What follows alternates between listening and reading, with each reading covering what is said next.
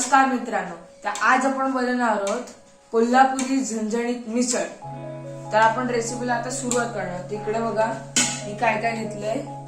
कांदा घेतलेला आहे बारीक चिरलेला, ही कोथिंबीर घेतलेली आहे, कढीपत्ता घेतलेला आहे, टोमॅटो घेतलेला आहे आणि हा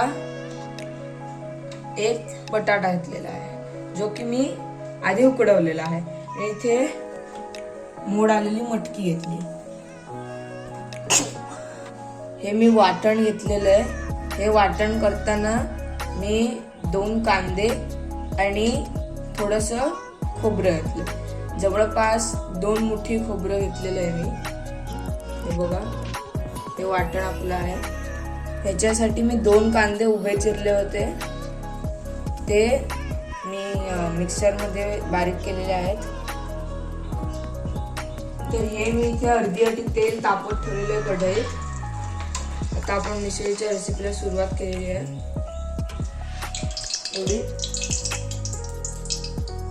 तर इथे मी मोहरी घातलेली आहे, कारण तेल चांगलं तापलेलं आहे, त्यामुळे मी साधारण 1 टीस्पून मोहरी घातलेली आहे।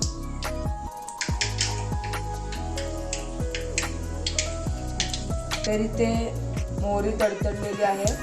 आता मी इथे जिरं घालते, साधारण एवढं जिरं घालायचं, कमी घालायचं थोडं आपल्याला जिरं।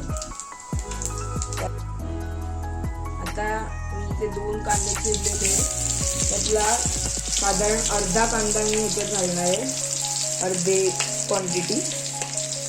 आणि थोडा जो आपण मिसळीच्या नंतर वर घालायचा असतो त्याच्यासाठी ठेवून देणार मी कांदा, ह्याला परतणार आहे।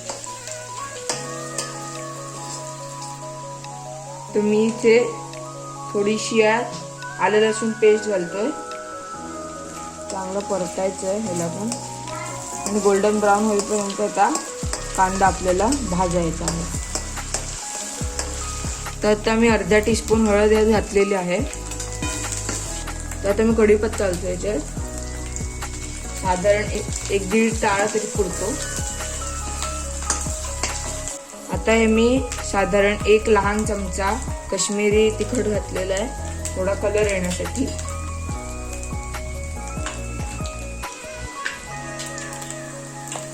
तर आता मी याच्यात हे कांदा आणि खोबऱ्याचं वाटण घालतोय। सगळं वाटण घालायचं आपण जे केलेलं, सगळं वाटण घातलेलं आहे आता मी, आणि आता ह्याला मिक्स करायचं चांगलं।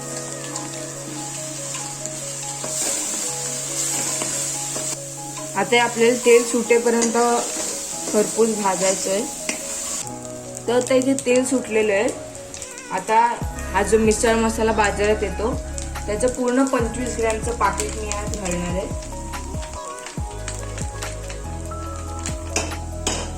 आता हा जो मी मिसळ मसाला यात घातलाय तो तुम्ही स्वतः घरी तयार पण करू शकता, पण आता मला वेळ नव्हता म्हणून मी बाजारातला घेतलेला आहे। बघा कसं असं त्याचं टेक्स्चर झालेलं आहे। तर आता मी याच्यात टोमॅटो घालतोय चांगला, 1-1.5-2 टोमॅटो पुरतात या रेसिपीसाठी। हा जो मसाला आहे तो आपल्याला जळू द्यायचा नाहीये, चांगला मलूल होईपर्यंत टोमॅटो आपल्याला ह्याच्यात शिजवायचा। 1 मध्यम साईजचा बटाटा घेतलेला आहे मी, एकदम बारीक चिरलेला आहे, त्याला उकडलवलेला आहे तो। आता ह्याच्यात आता मी 1.5 वाटी मोड आलेली मटकी घालतो। हे आता आपल्याला 2 मिनिटं परतून घ्यायचं आहे।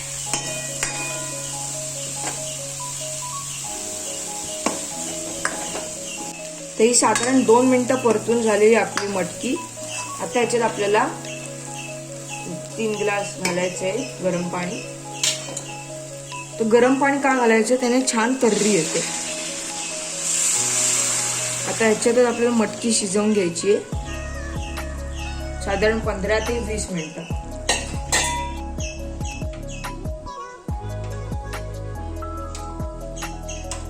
तर मी आता चवीनुसार मीठ पण घालतो याच्यात। तर ही जी मटकी आहे ती आपल्याला शिजवायची आहे। तर आता आपल्याला मटकी छान आपल्याला शिजवून घ्यायची आहे. तुम्ही कन्सिस्टन्सी बघू शकता. आपल्याला जेवढं पाणी हवं तेवढं घालायचंय. साधारण 15 ते 20 मिनिटं आपल्याला मटकी झाकण ठेवून शिजवून घ्यायची. आता मी इथे झाकण ठेवतो.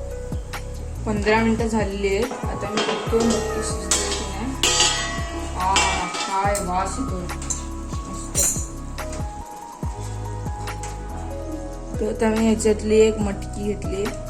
हे बघा, ती अशी चेपून बघायची. हे बघा, अशी स्मॅश झाली म्हणजे तुमची मटकी शिजली आहे. आता ही आपली मस्त झणझणीत मिसळ रेडी आहे. आता आपल्याला याच्यात कोथिंबीर घालायची. चला आता सर्व करूया.